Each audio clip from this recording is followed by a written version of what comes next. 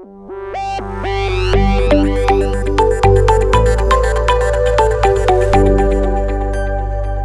everybody, it's the Running Geek back with another episode of Overhaul. In today's episode, I want to talk to you about a string farm used in conjunction with a spider spawner. In my Let's Play series, we recently found a spider spawner and I want to turn it into a string farm.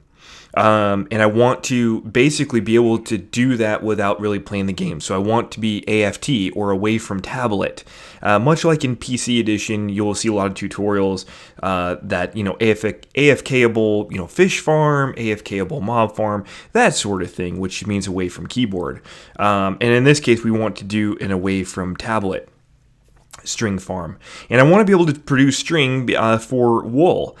So I thought it would be kind of cool. This isn't a tutorial about how to make the spider string farm. This is more of a tutorial on some of the mechanics that you may want to think about if you plan on doing some AFT farms as well. So behind me, I've got three spider farms kind of set up.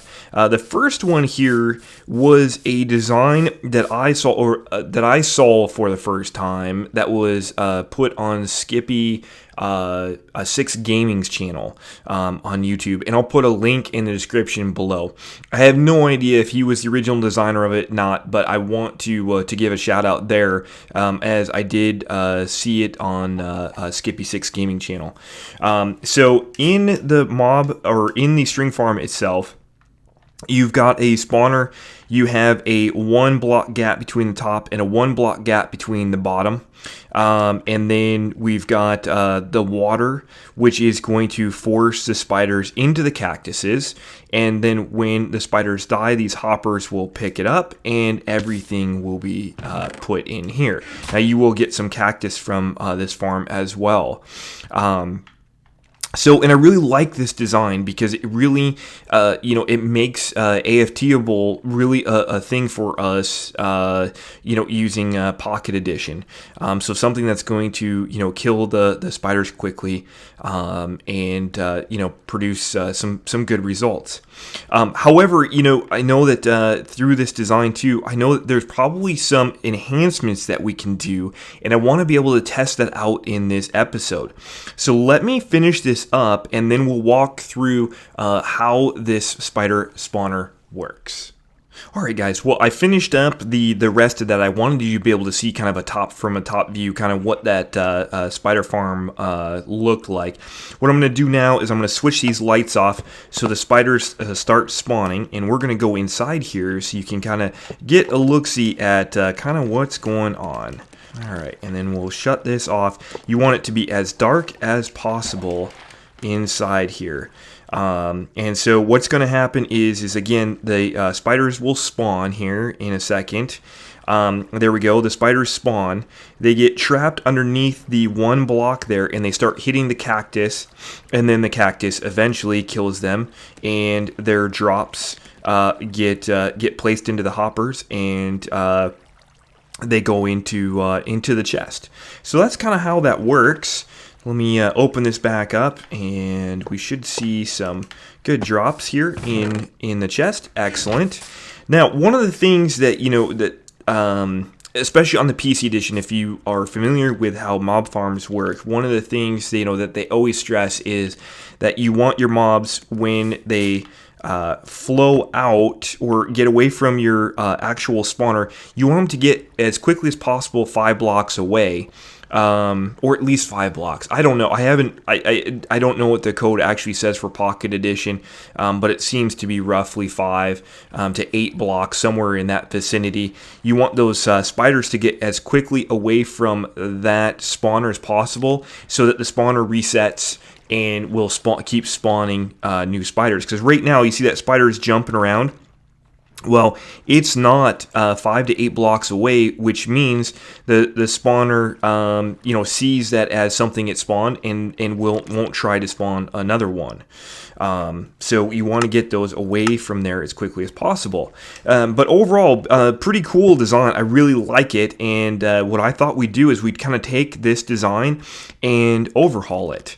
So what I've done here is essentially the same farm design. However, the only difference is that now when the spiders spawn, they're 8 blocks high. So when they drop, let's go turn this on here. And the reason I have the switches, guys, is I'm going to do some testing with this and see how many drops we get in a 15-minute period. So the spawner is off now. It's now dark, and you will now see the spider spawn. So you can see there immediately, as soon as they fall down here, they're now out of range of that spawner. So the spawner will reset and try to respawn. I have noticed, though, the spawn rates, I don't know if this changed like in 1.0, 0.7, or 0.8, but the spawn rates for our for these spawners, it seems kind of low. And I know they did do some changing around because they were actually really high. If you found like a zombie spawn or something like that in a dungeon, they would spawn just like crazy. So, and you will notice that you will from time to time have spiders that climb up there, and that's okay because when they come back down in the water, they'll hit the cactuses and die. So they do go up there once in a while, but I've never seen where more than one or anything like that has really had an issue. So that may impact it a little bit, but all right, let's get out of here. So that is that one. And that's a little bit, I think it's going to be a little bit more efficient, but I'm not sure. Then what I wanted to do is I wanted to design one maybe where we don't have to use water and we're not using cactuses. We can use their natural fall death, if you will. So if they fall from so high that they automatically just die. So I use this little calculator over here, and I calculated that if a spider falls from 20 blocks high, it'll die. And that seems to match the wiki as well. But, you know, you always want to kind of experiment for those things for yourself just to make sure that they're correct. Otherwise, you may find yourself wondering kind of what's going on. So what I've got in the bottom here, oh, you can see a creeper spawn there. I thought I put carpet down there, but we've got some other spawns in there as well, and that's okay. There's hoppers on the bottom there that will catch the spiders when they fall from here. So let's go out here and let's turn this off. And then we'll come back in here and see if we can get some spawnage and see if you can see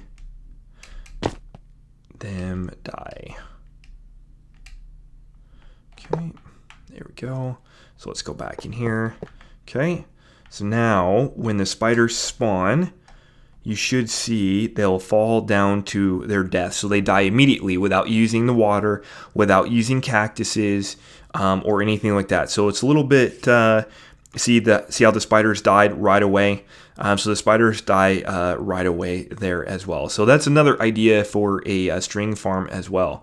Now, one thing that kind of struck me a little weird though, while I was doing this, was I really got to thinking that probably, you know, just a normal mob farm may do just as well with the collection of string.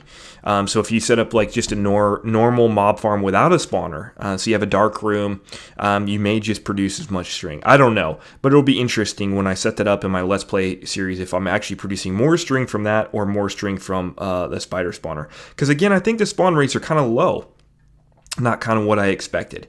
So now what I'm going to do, guys, is what I plan on doing is for each of the spider spawners, I am going to do a 15-minute test run. So let's go ahead and let's empty these chests right here, just so that we have fresh, clean chests. And I will start the timer. And I will come back to you when all 3 tests are done and give you a report. All right, well, the results are in. I did each of the spider farms, or string farms with the spider spawner. I ran each of them for 15 minutes. And so now we're going to take a look at what the collection was. So this is the original design, and it looks like we picked up, wow, exactly 2.5 stacks of string for the original design. So that translates into about 10 stacks, or 640 per hour. The modified design looks like we picked up about 3 3/4 ish. 3 3/4. So what's that? That's 15 stacks of string per hour, roughly somewhere in that neighborhood. And then finally, the drop farm produced around 4 3/4 stacks. So what's that? 9.5. So that is 19, roughly 19 stacks. So it looks like the fall model and the modified model were both more efficient. The fall model appears to be quite a bit more efficient than even the modified system. Now I'm wondering if we modified this and maybe raised the height a little bit more, if we would we'd be able to see some of the same output there. But yeah, I think overall very good experiment. So again, the original design really cool. It gave me a great idea, and either of these systems are going to work well in my Let's Play world. All right, guys. Well, with the final results in, I think that is going to draw a conclusion to our episode. Really looking forward to putting this in my Let's Play world. And stay tuned to that series as well to see this implemented. But as always, guys, thank you so much for watching, and have a fantastic day.